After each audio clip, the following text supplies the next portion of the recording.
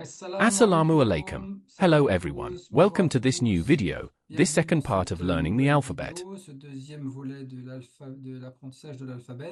Let me remind you that these videos are for anyone who simply wants to learn to read the Quran in its original language or to learn Arabic in general. And for anyone who would also like to enroll in the Quranic Arabic course at Institut Imtiyaz. So let me point out that I'm using the Quranic Arabic method, an Arabic method based on the Quran, which I have published. And we'll begin without further delay. We stopped at the letter Z in our alphabet, so I'll bring my PowerPoint back up and we'll start straight away. So here we are. The letter Sin. So here there isn't much of a pronunciation problem. The letter Sin corresponds to the S in English. As for the writing, it looks a little complicated seen like this, but if you do it this way by hand with a simple pen, you just make two loops like so, two small loops and one large loop, and it works very well. So download the writing worksheets from the website, institutimtiyaz.com, and you can practice with that. Likewise, for the matter of the final loop, I refer you to the first video, in which I explained the reasons for these loops that we have at the end of a word and not at the beginning or in the middle. Next we have the letter Shin. The Shin corresponds to the sh sound. No pronunciation problem here either. It's written like the Sin but with 3 dots above, and in transcription we write sh, sh. Sorry, this is where it gets a little trickier, because we come to the 4 letters called emphatic. So what is an emphatic letter? It's a letter that, in order to pronounce it, requires resonance with the whole vocal apparatus. When we explain it to children, we say these are puffed up letters. Indeed, we inflate. Take for example here the sad, so it's an emphatic S, sa, and when you pronounce these letters the cheeks should puff up as well. So it really is the whole vocal apparatus that resonates to pronounce these letters. And what's amusing is that if you look at the body of the letter, you see it has the shape of a sound box, a bit like a guitar. And then, with this loop at the end of a word, as we have here. So to write these letters in transcription, we just add a dot underneath to distinguish them. To distinguish this one from the normal S, we add a dot underneath. Same for the dad, so the dad is the same thing but with a dot above. So it's the emphatic D. That we'll find in. Next we have the ta. The small nuance is that the body of the letter is the same, but we don't have a final loop like we had for the sad and the dad, you see. And so here we have a vertical stroke that comes to sit on the body of the letter. So this is the letter ta, the emphatic T.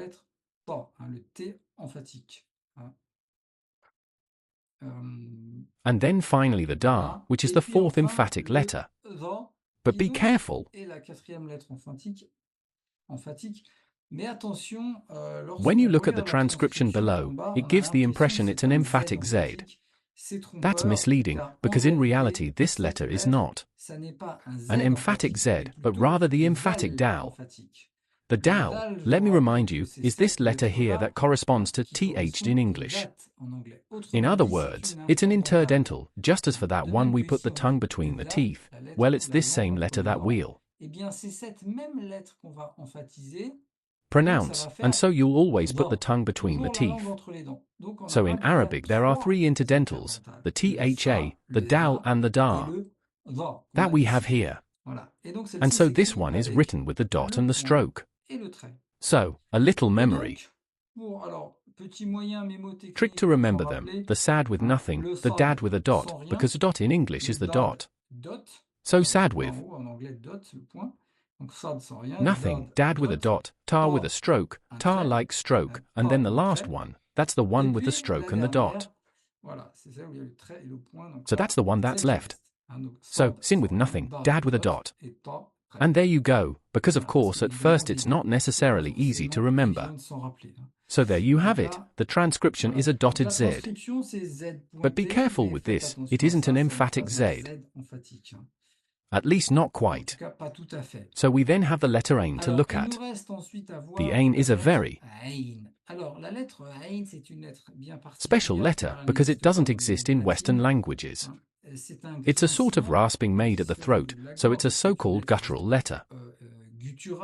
Guttural means it comes from the throat. I jokingly call it the letter of agony, because it's a bit like the sound someone makes in their death throes. It's also interesting because it's the letter we find in the word that means the howl of the wolf, and we can clearly see it's an onomatopoeia. That is, a word that resembles the original sound, and so the howl of the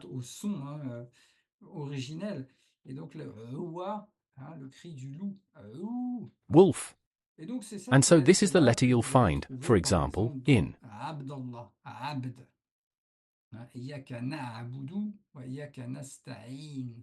the word Irab that we find in the first letters, but after, and like all the letters. So there's the Ain that's pronounced in the throat, it's a sort of rasping. There you go, its transcription is a small apostrophe facing this way. So it's not ideal, but that's how it is, it's the official transcription. So if you want to write the word abd, for example, you'll write it like this, A, B, D, with that little sign in front. That's how we write it. Hold on. So this is the Ain. Be careful too with its writing, because, as you can see, at the beginning it's written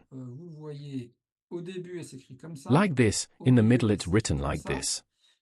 Here it's not a matter of a loop, it really is a change of shape. It really is a change of shape. Let me show you with the stylus, because it's hard to see how this shape is formed here in the middle. With the stylus it's never easy, but if you like, it's a stroke that starts like so, goes up here, comes back. This can be more or less round, more or less pointed on top, but what's important is that we do have angles on the sides here. Because this one we won't really confuse, but the one that comes after, which has the same shape with a dot, can be confused with another letter, you'll see. Look here, this is the ha, so at the end, in the middle, at the end, it's written like this. Same for the Ain, but this Ain here, when it's in the middle, if you make it round you'll confuse it with the letter that comes after, which is the gain. So be careful with that, write it in a slightly angular way. On the sides like this, and the same at the end. The letter that comes next is precisely the gain. So this is the so-called throaty R. It resembles the French R, or more precisely it's the French R as the old French used to pronounce it. Like Jacques Brel. If I say to you que la porte d'Amsterdam, that's an R like the Parisian R but thicker, or like General de Gaulle, J vowels re compris. That's really it. So this is the gain. You see, it's the letter we find in the Fatiha. By default you can pronounce it like a French R, that'll already be closer than anything else. Its transcription is GH. There you go. And so it's written like the Ain but with a dot. Next we have the FA. Here there's no pronunciation problem. As for its writing, it's round like this, with more or less of an angle here between the line and the top of the letter, depending on the script, because I haven't mentioned it, but it seems Obvious that in Arabic there are several scripts. So of course you have to keep a fairly flexible mindset when learning these letters, because you'll see there are several scripts, and it's then up to you to develop your own handwriting. But for now, try to learn the writing I give you in the worksheet, which is called Nask and which corresponds to the most conventional script there is. Then we have the kaf. The kaf is the letter we'll stop at today, since in the third video we'll see the end of the alphabet. The letter kaf is a little complicated to pronounce. What you need to know is that, once again, it comes from the throat. It's fairly close to the K in English, except that it comes from lower down in the throat. You have to draw the tongue back, and be careful, it's a so-called plosive letter. That means it's pronounced in one go. Plosive letters are like the B, for example. I can't prolong it. Unlike the S can go SSS, I can prolong it, so it's not a plosive. So this one, because some people sometimes try to pronounce it, and then say it like this, the Ra is not a plosive letter, the Ra, as we've already seen, is like the Spanish RR, it's not a plosive. Here it really is the position of the tongue that releases and lets the sound out, so you can't prolong it. It really is an explosion. So it's fairly close to the K but lower, K, QA. So that's what you need to aim for. It's not easy, you have to listen to it, try to pronounce it until it comes out. So there you have it, the kaf. You'll find it, for example, in the word haq, the truth, in qua, strength, in abd al-Qadi being the all-powerful. So this letter, you need to learn to pronounce it correctly. Its transcription is the Q. We'll see that the kaf, which comes next, will be transcribed with a K, so that works out nicely, as we have two letters in English too. So I'll stop here for the alphabet, and I'll now come back to our document, which, I'll remind you, is taken from Quranic Arabic, a method of Arabic based on the Quran. So here we finished learning the alphabet up to the kaf, and here we have a little exercise for the gain, because we saw that the gain has many different forms. So I'll let you pause the video if you'd like to do it, and here I'll do it live. There we go, this is Arab. So here we see the gain at the beginning, and here in the middle of the word. Notice it has completely changed shape. It's written like this. If I put the leg back, it gives Arab. And here, the word for the finger. So here we have this same shape, but with the loop. And then in isolation, that is, after a non-connecting letter, here it gives this. There we go, that's for this exercise. Next, what we need to look at are a few very important spelling marks. The first one is the shadda. The shadda means intensity, and in reality it serves to double the consonants. For example, here, the word we have is kabaza. If I put it in transcription it gives this, kabaza. You can see there are two BS. In English, it happens that we have two consonants that are pronounced. For example, when I say unnamed, we pronounce both NS. On the other hand, in a word like comma, we write two MS but we pronounce only one. But still, there are some words in English where we double the consonants. In Arabic it's much more systematic, you'll see, there are many letters that double up like this. So here, for example, kabaza, which is the same root as the word kubz, which meant bread. And so kabaza means to bake bread. There we go, so this mark we've added onto the B indicates that we're going to pronounce the B twice. So we'll write this same word like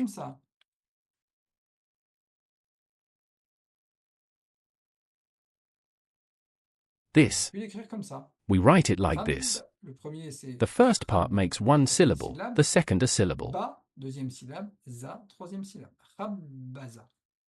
And do note that the stress is going to fall on this first syllable, precisely because خبز. The stress in Arabic naturally falls on the long vowels. And what we call long vowels isn't only when you have a vowel. That's drawn out. As, if I say, earlier we saw, in the previous video we saw the word bab. The word bab has a long A, so there. You clearly hear the A being drawn out. So those are indeed long vowels. But in the rhythm, the lengths aren't marked only by long vowels in reality, because, for example, here, if I say tikab, you hear 1, 2, 3. So you hear a long part. A short part, 1, 2, 3. And so this is very important, because rhythm in Arabic, and especially in the Qur'an, is of great importance. And so, why am I saying this? Because the stress, therefore, we're going to put here, on the first syllable. This is very important to get right. You press here, on the first syllable. The stress. There. And so you don't write it like this, you've understood, you write it like this. A small but important point, when you have a shadda with a kasra, you can write it either under the shadda or under the letter. And so, if you write by hand, you choose, of course. But if you're on the computer and you've set this particular font, in this case Calibri, here the kasra is under the shadda. But in this one, which is Arial, you see at the top, the kasra is under the letter. So here you choose one or the other, or it depends if you change the font. So be careful with this, because when we see the kasra here, we tend to think it's a fatha, since it's above the letter, but no, it's a kasra. So watch out. There we go, here are a few little reading examples. So I invite you to pause the video and try to read them. I'll do them slowly myself. So the first one is the root of habib, the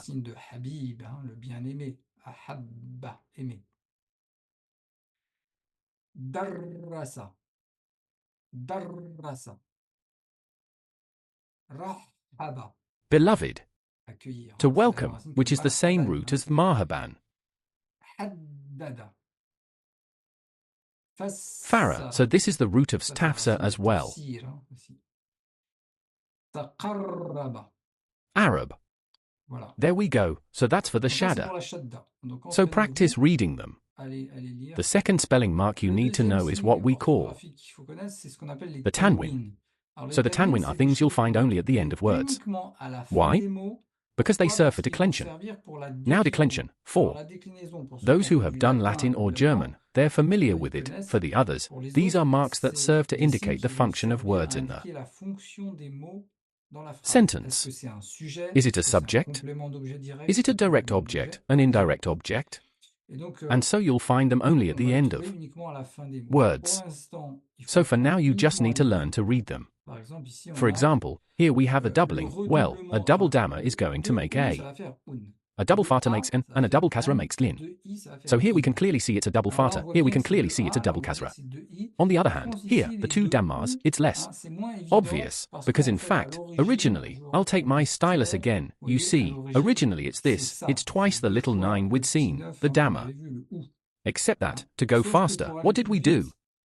Well, first of all, there are several ways. Either we do it like this, here, so as not to lift the pen, there, you do it twice. Or else we do it like this and make a sort of, well, this kind of thing. There, you'll also sometimes find them the other way round, like this, in the Qur'an. Well, that's for reasons of recitation. There we go, it's a bit poorly drawn, but you've got the idea. So it's a double damma, and it reads. There we go. So here we have Badran, here we have Badran, here we have Badrin. You'll note that in red we have an alif. Here, I put it in red so it isn't forgotten, but as soon as we have than, we're going to have a silent alif here. Why? We'll see that in the recitation of the Qur'an, when a phrase ends in an, we won't pronounce tan, we'll pronounce a, we'll pronounce a long a. And so this alif is a reminder that there are two possible pronunciations depending on the position of the word. But you'll see that if you do. Recitation. Next, an example of a sentence to read. So pause the video and read it. Here, in the first sentence, we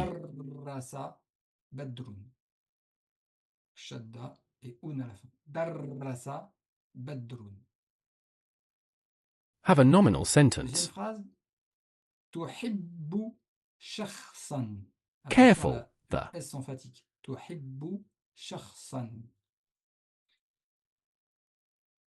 أتحدث بحذر أتحدث بحذر.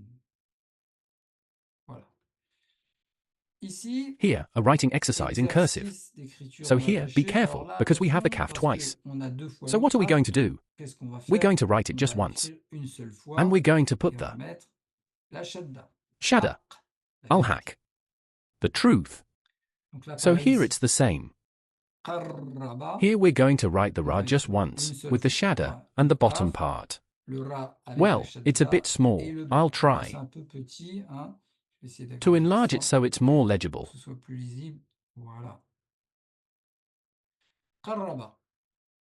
There we go. At the end, it's the same.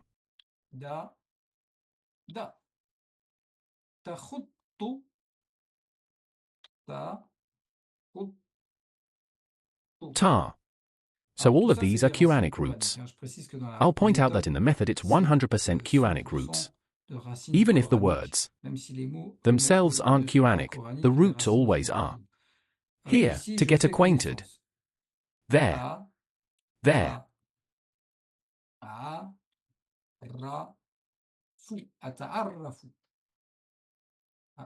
Here something happened with the bottom part. That's not what was supposed to happen. There, I'll put it back. It doesn't matter. It was our B that went off.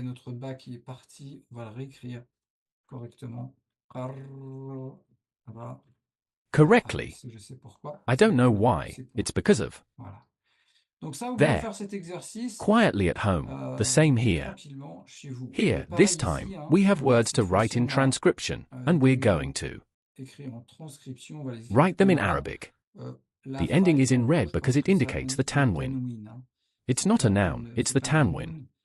So, here, for example, it's going to be this. And careful, the shadda and the. Here I'll enlarge it, because I think it's going to be the same thing. Here we have this.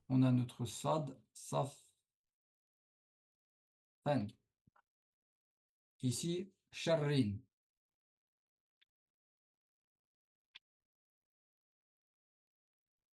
Sharrin. Taharrurun. Taharrurun. Here, and. Et puis, tajaddudan. Then. Ta. Jaddudan. Dan. Voilà. There we go. There we go. Hop. That's for this exercise. And so we finished with this second video. There we go. Well, I'll see you for the third video to look at the rest and the end of these tutorials, or these videos, for learning to read Arabic. Inshallah, and see you very soon.